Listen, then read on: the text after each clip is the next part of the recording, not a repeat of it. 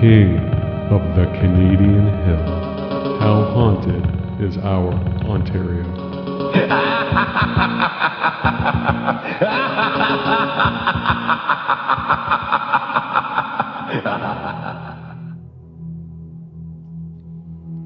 Woodstock, Ontario, with a population of 50,000 souls, located 130 kilometers northwest of Toronto by the Thames River. Oxford Jail, located on 410 Buller Street, built in 1854. It's described as a Italianate Romanesque style Tuscan Gothic detailed building with an octagon tower that served as the watchtower of the jail and also the office of the jail for the warden, and possibly a eatery, and possibly an office for the guards, and possibly other stuff. Tom Cook was hanged in 1862 for the murder of his wife. And this, my ghoulish friends, was the first ever hanging in the Oxford Jail in Woodstock. It was described at the time that old Tom Cook was a big fat guy, and that when he was hanged, his massive weight attributed to the disturbing fact that during the actual pull of the trapped door, or the kick of the stool, or however they hanged these people back in the day in the Oxford Jail, that when his body slammed nearly to the ground and the rope around his neck was tightened, it actually beheaded him. That's right. He was so fat that the weight of his own body decapitated his own head. The body and the head was then dragged into the county jail clinic, and it was buried in the very same jail clinic room. And for some weird reason, the head was not buried with him. They found the body in 1907 during renovations of the building, with no location of the head. It closed in 1977, and then the Oxford Jail in Woodstock was turned into a public health facility for Oxford County. But all during this time, and even before that time, and possibly even after this time, it was said that it can be seen of Tom's floating head at night hovering throughout the old county jail looking for his body. Located across the street from Buller Street is Hunter Street, 415 Hunter Street, is the Woodstock Courthouse, built in 1890 with a Romanesque revival with a monkey gargoyle thing going on around the building sort of style, is indeed the Woodstock Courthouse. While there's no recorded murders, evil deeds, and other such weird, spooky tomfoolery going around in this building, there are still echoes of a gavel, eerie echoes of a gavel that can be heard in the court chambers, along with laughing, applauding, booing, keys can be heard rattling, shouts of guilty in the eerie hallways leading up to the chambers, the court chambers. It is believed, and it was told to many a people in this town, that the elevator in the Woodstock courthouse can be used, operating by itself. Doors would open with no one inside. The elevator moving freely from floor to floor with no one inside. People outside the elevator, real people, can hear the sound of people crying, weeping inside the elevator as it moves from floor to floor. And when the doors open, it's revealed that there's no one inside.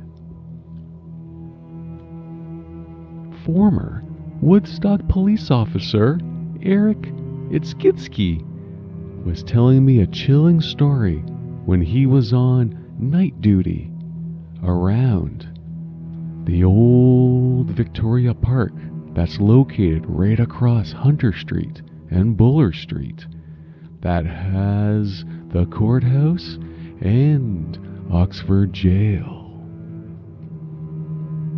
Eric told me that while he was pulling into the corner of Victoria Park, he was eerily staring at the old courthouse and the old Oxford Jail, wondering just what might be haunting those places, when he turned a corner, another corner, and viewed the floating head of Tom Cook. It seemed to Eric that the floating head had floated off the normal grounds that Tom usually haunts, the grounds between Buller Street and Hunter Street. Tom's floating head trying to find his body, his lost body, in Victoria Park. Eric flipped on the cruiser lights and pointed the large car flashlight and pointed it towards the floating head. He drove closer to it, and it was not moving. He was getting so close to Tom's floating head that he can hear gurgling noises, chomping noises. Eric was figuring that this was the sound of a floating head with no body, the sounds that a disembodied head from the afterlife makes. As he drove closer, and as he shined that bright beacon light, and with the eerie blue and red police lights flashing, he was certain that this was indeed the apparition that haunts the Oxford Jail, only to his surprise once more, that it was only Frank Vermitsky in a full black body leotard, eating a giant bucket of chicken that he had grabbed from a restaurant across the street from Victoria Park. Frank was in the middle of an exercise class, wanted to lose some weight, but just couldn't do it.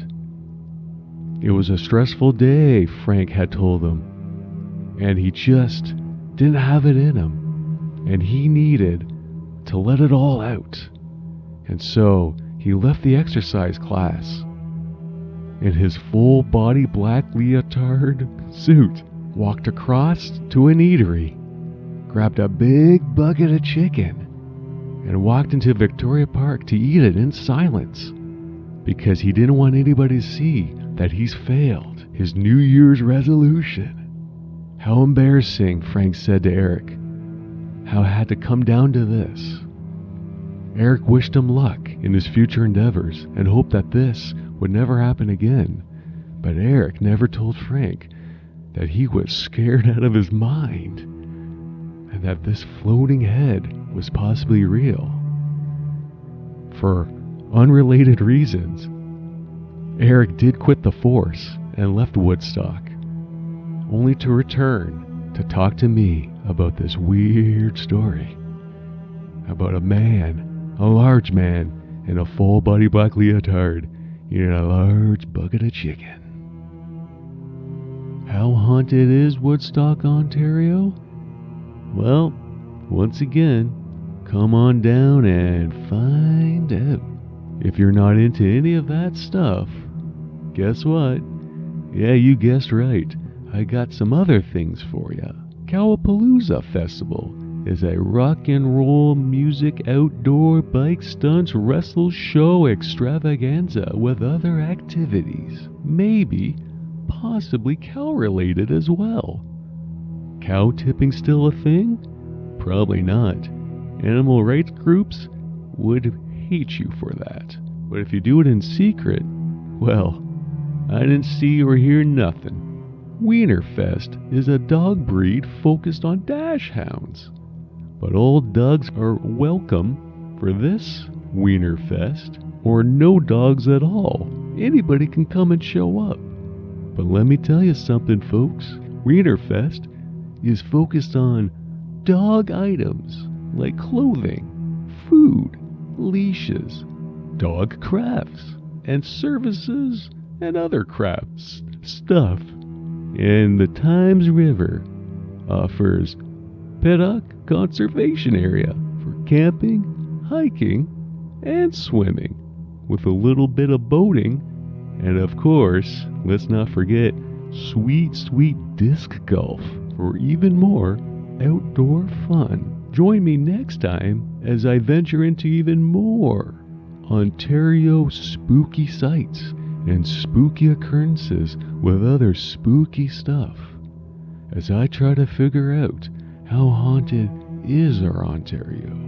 Be sure to follow me on Twitter at King Canada Hill. Hill spelled Hi11. And be sure to follow me on Instagram. I don't do nothing on there, and I can't figure out what to do on there. But if you want to follow me, yeah, follow me. That's gonna do it for another episode. Scare you next time, and spook you later.